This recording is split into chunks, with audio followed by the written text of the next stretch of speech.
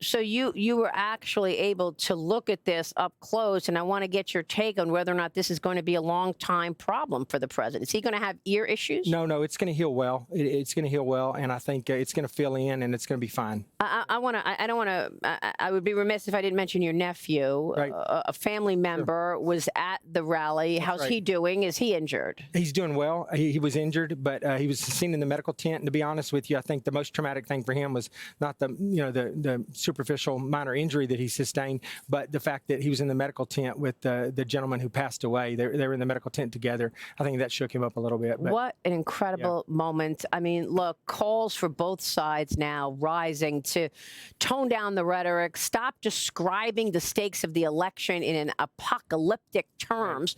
Former Attorney General Bill Barr said this to Fox News Digital: the Democrats have to stop their grossly irresponsible talk about Trump being an existential threat to democracy. He is not.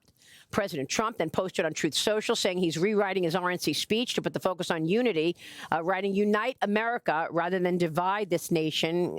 Tell us what you're expecting from that speech and for the next 4 days here at the RNC. Well, I think a lot of people probably rewrote their speeches after this happened to tone them down just a little bit and not be quite as decisive or divisive as maybe they'd been before. So I think that we're going to hear a lot of unifying type speeches. And I hope we get that from the left as well, to be honest with you, because I saw President Biden on, and he was talking about the folks that were at the rally and how he was thinking about them. But, just a few weeks ago, they were described as extremists and, domestic terrorists if you went to a MAGA rally, to a Trump rally. So we've got to stop that. That's part of the problem here is, people that go out, patriotic Americans that want to support the former president are not domestic terrorists. They're not extremists. They're good, hardworking, patriotic Americans, and they need to be treated as such. That's right. That's exactly right. And we remember that press conference that President Biden had that time, and with the red lights behind him and calling anybody who supports Trump an extremist. Right. This has an impact. Of course, if you tell people that democracy is on the line here and that it's under attack and that Republicans are Nazis and Trump is Hitler, I mean, there are going to be some crazy people that act out on that kind of stuff. So we have to be careful about what we're saying. And the other day, just a few days before this convention and before the assassination attempt, President Biden said, quote, "It's time to put Trump in the bullseye." Yeah.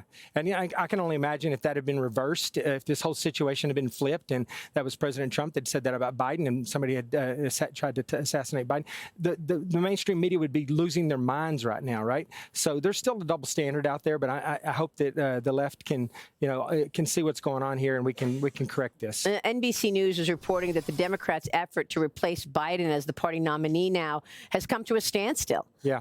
With one ally saying, quote, "It's over." A new Fox News poll finds Trump narrowly leading Biden in a two-way matchup following that presidential debate last month. The same poll finds Trump would do a better job than Biden on voters' top issues heading into the election, including crime, immigration, and the economy. And the polls are also finding 63% of voters believe Biden's age and mental capacity are putting U.S. national security at risk.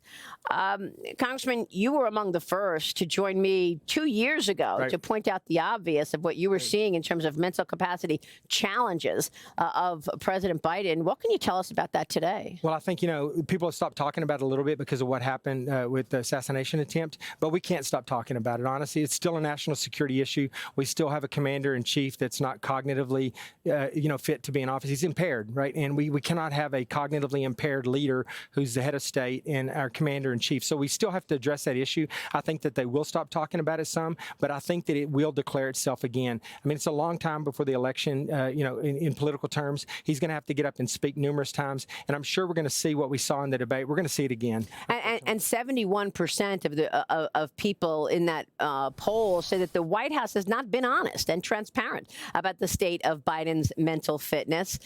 You, of course, have been honest and a truth teller from day one. From your medical expertise, I want to get your take on what happens with those disorders. Does it only worsen? By the way, you were at the White House how many years? 14 years. 14 years at the White House as the White House physician, and you've been the physician to 3 presidents: President Obama, President Bush, President Trump. Correct. So give us your medical expertise in terms of what you see with Joe Biden and where that's going. Well, I see that he has a serious cognitive issue. I don't know what it is. Some people speculate Parkinson's, Alzheimer's. There's a variety of issues that are out there that have cognitive, components.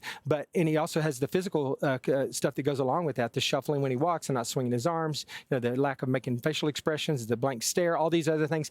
They paint a picture of a cognitive disorder that will not get better. I mean, all of them have one thing in common: they get worse with time, not better. And so I suspect that as the days go on, he's going to have fewer and fewer good days and more bad days, and they're going to be forced at some point to do something about this because he's not capable of leading. And on the other side, President Trump, you were able to look at his ear, inspect the former president. I know that you're not his regular doctor anymore, right? No, I'm not. Yeah. Okay. No, but he's rock solid. I mean, he's as sharp as he's ever been. He is completely with it. Are you speaking this week? I am. Or when are you speaking? I think I'm speaking on Wednesday evening. Okay, Yeah. great. And your focus? My focus is going to be on cognitive stuff. Okay, great. We look forward to that. Congressman, it's great to have you this morning. Thank you, Maria. I appreciate you having me. Good luck with the next couple of days. Congressman Ronny Jackson here.